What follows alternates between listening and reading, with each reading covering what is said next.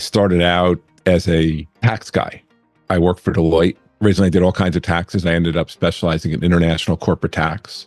I left Deloitte. I worked for large companies doing international tax research. And I left that profession. While I was still doing that, though, I was writing for The Motley Fool. They used to have online portfolios, and I helped manage one. It was called originally The Cash King. It later became Rule Makers.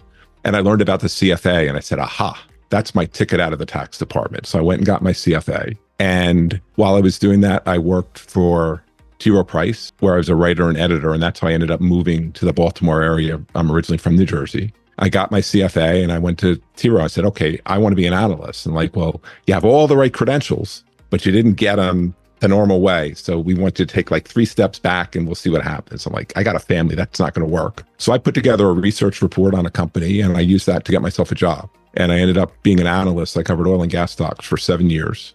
I left there and I went to work for another advisor where really my primary role was picking the investments. But philosophically, we didn't always mesh. So it wasn't the right fit. And that's where I tell people I got tired of working for idiots and I decided to be the idiot. So I started my firm, and that's really how I started Apprise. And if you're ready to discover how prepared you are to flourish through life's changes, take your free assessment now to understand what your blind spots are in your financial journey.